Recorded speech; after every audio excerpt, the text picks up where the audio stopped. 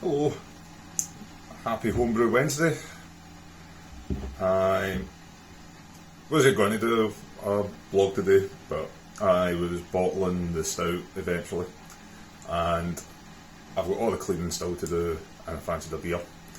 So I'm going to have what I think is one of my thoroughly mediocre hefeweizens. And I wasn't particularly happy with these.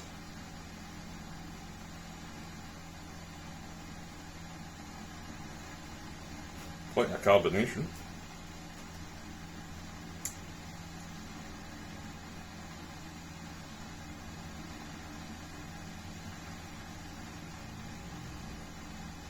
So these were the last beers I did before I started messing with my water profiles and adding Camden tablets as well to my brewing water. And I think that's one of the issues I had. I used to make this beer when I lived in my old flat in Glasgow, and it always came out excellent, even when I was doing extract with steeping grains. It was great. And then I moved to Kilmarnock, which is further west. It tastes like homebrew, if that makes sense. It's got that twang. It's just something not right. So whether there's more chlorine or chloramine in the tap water here, because the recipe's pretty much the same, other than for this I've used Barke Pils by Weyermann as opposed to Bohemian Pilsner that I used to use, but I honestly don't think it makes that big a difference. Can't go in.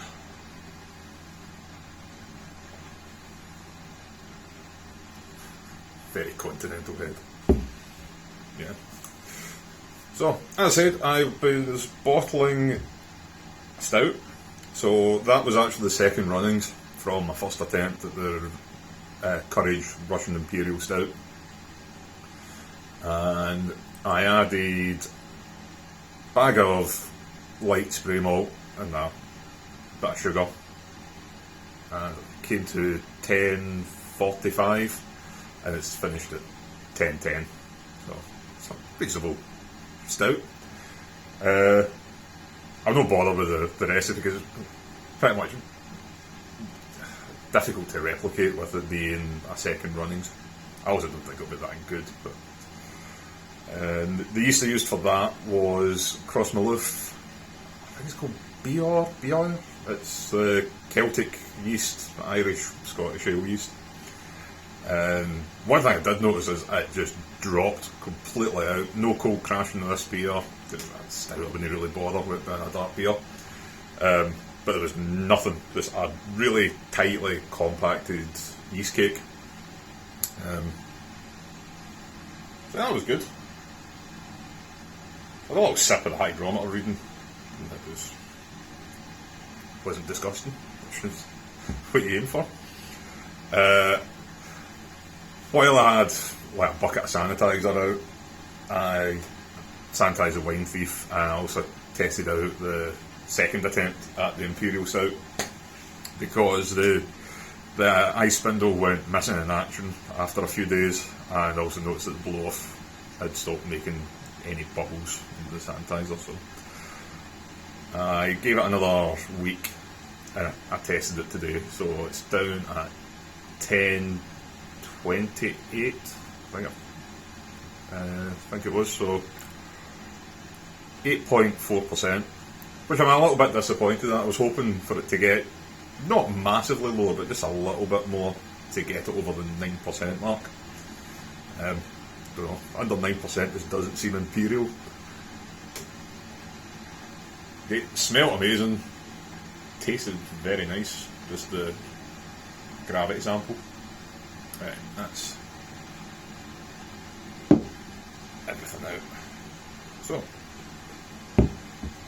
just a bog standard wheat beer, WLP 300, Hefeweizen yeast, no starter, fermented at 17.5. The grain bill was about 40 something percent Barke pills. Same with Weyermann pale wheat malt, and then a bit of Melanoidin and Carawheat for colour and a bit more depth of flavour.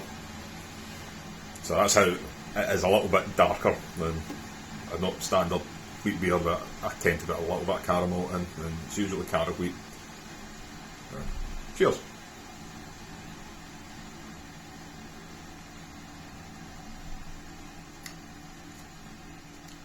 Yeah. Get the banana.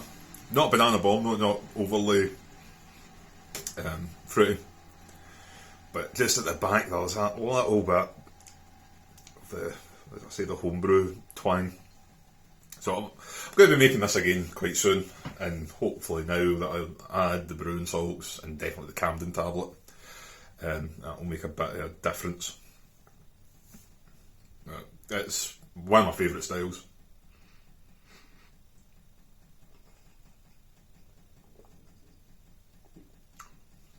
Friends all seem to like it. But yeah, there's just something I notice. And there's a few batches. So when I first started brewing again, that was I done another Hefeweizen. I made a Roggen beer, which was dreadful. I absolutely hate it. Again, friends said they quite liked it, but I thought it was absolute swill. Again, similar sort of recipe. Yeah, it's everything about that. The brew day was terrible. The rye was just like flour, got scorching the base of the grain father. It was just hated it. Terrible. Everything was terrible about it. I did harvest some of the yeast from that, and my wife, she likes the sort of Schofferhofer grapefruit Hefeweizen. So I tried to make her a low ABV light heifer, and I was going to add the grapefruit extract. So I harvested some of the WLP 300 from the Roggen beer, put it into another batch of the wheat, and it was incredibly strong. The efficiency of the batch was phenomenal. So instead of being 3%, I think it was about 5.5. So that wasn't good to start with. And then when I used the grapefruit extract, you pretty much need to use the full 15ml bottle for the malt miller to get a good grapefruit hit. I only used half because it was getting scared. So what happened is it's got a bit of a grapefruit twang, which is enough to make me not drink it, but not enough for my wife to like it because it tastes too beery for her. So that was also a batch that everything about the efficiency was great, so it made loads of them. I've still got loads of bottles left, so I think that will be going down the drain. And the rest of the Roggen beer, because I'm not going to drink it. Life's too short for beer that's crap. But this was my second, just normal Hefeweizen for me. It's perfectly drinkable, but there's just something at the back that I'm not keen on.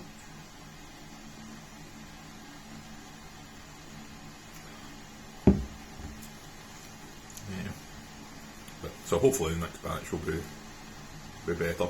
Not many of these left now. I think it was 10 weeks ago that got bottled, so they're kind of nearing the end of their shelf life now. Didn't brew at the weekend, as I planned, because once again I got incredibly drunk on the Saturday and just could not face a day standing over a boiling water, having an extractor on, and it's noisy, and it smelled, it's kind of bothered. So, plan is to try again this weekend. I might do it before I start drinking on Saturday and get up early. Yes. Things falling over, it's all sort of precariously stacked over here, there's things that I've got to clean. Bottling bucket with various bits of rubbish. Give that a little rinse, that's to get properly cleaned. the bottling went fairly straightforward. Got 40 pints. Exactly, actually, could not squeeze any more out of the bottling bucket, so hopefully the stout's drinkable. What else? So I had another few of the XP. It's just getting better and better. That's definitely going to be a beer on my rotation. I think I've done the video of that a couple of weeks ago. It's actually starting to clear up as well, which was surprising. I expected that would just be a hazy beer. The bitter that I had in my video last week isn't great. It's still, I don't know what's wrong with that. Don't know why it's a hazy. It's probably about that colour actually, but a bit less appealing. I'm still racking my brains about why it's got the banana flavours. The only thing that crossed my mind today was I made that in the... Oh no, tell me, I was going to say it was in the fermenter that I make the wheat beer in, but it wasn't. It was in a separate one. The stout was in the fermenter I usually use for the Hefeweizen. So yeah, still at a loss as to where these banana flavours are coming from. It's not something I knew was an off flavour either. A green apple I could expect, or corn, wet cardboard. These are all off flavours I would associate with something being wrong, but banana, it's strange. This can actually probably do with more banana.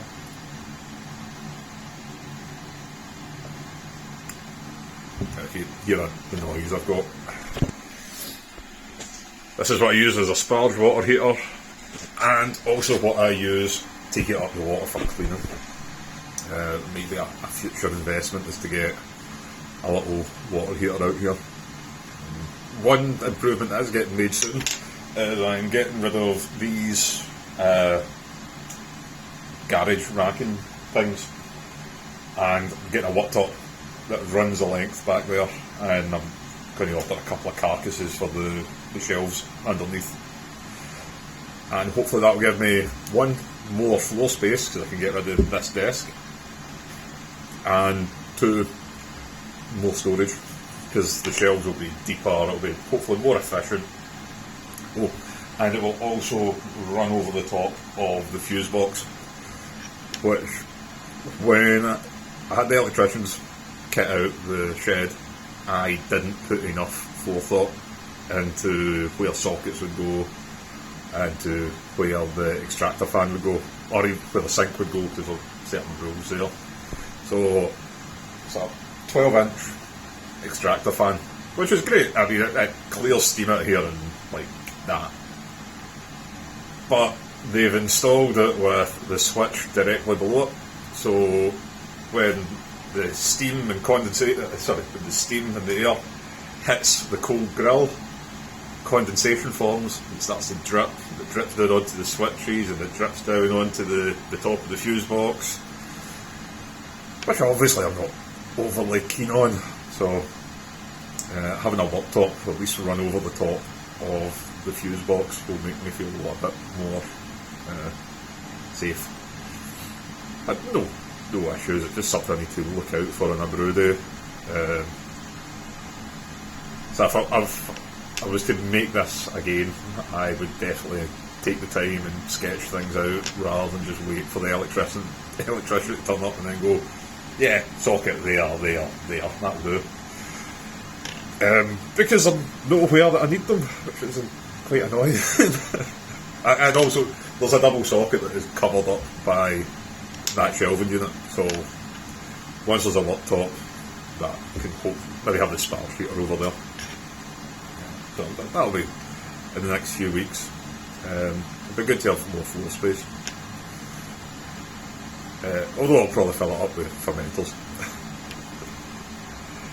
The Imperial Stout has had the fast ferment. The fast ferment is a plastic conical. It was the first fermenter I got. Because I thought, well, the way they marketed it was like, oh, you don't need to move beer into secondary, you just take away the collection valve and off you go. And little did I know that nobody really moves beer into secondary now anyway, because it's kind of old hat. But it's It served me well enough, but it's not the most reliable. You've got to Teflon tape some seals. I never feel that I get it completely clean. Just, it's not great. Also, the cover for it is fabric, so when you get a blow off and all the crud comes out of the airlock, or the airlock explodes, it's really difficult to get the insulated cover clean. So the aim is, this will be the last beer that goes in it. I'm kind of slithering about actually adding Brettanomyces. Apparently older beers, it was quite common for them to have a bit of Brett. Would also dry it out a little bit more, boost the ABV.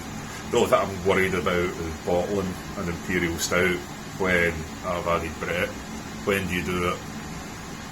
Will it create bottle bombs if I store them for 2 years?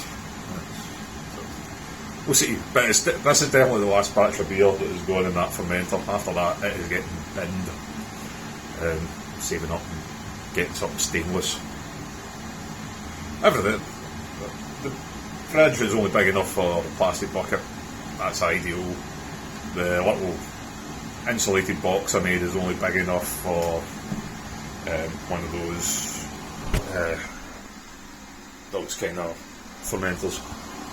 So it's fine in there. I'm quite fancy getting a stainless conical, and that will take up the space for the fast fermenters.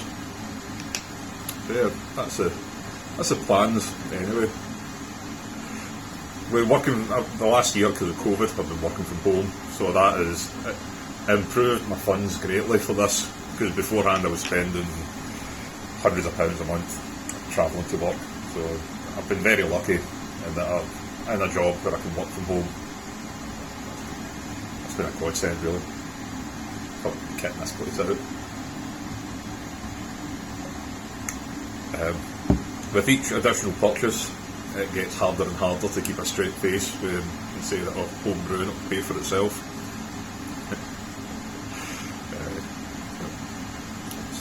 It's kind of my only hobby. It's the only hobby I've stuck with.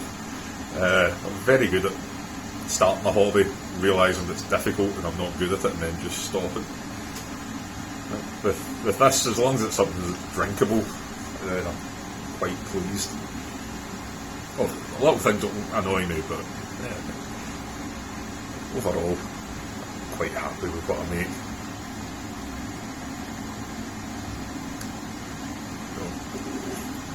I think the next Homebrew Wednesday I do, I'll be drinking my Belgian Golden Strong Ale. It's been in bottle now for 5 or 6 weeks. I'm very pleased with it. It's a good, clear, it's a pretty looking beer.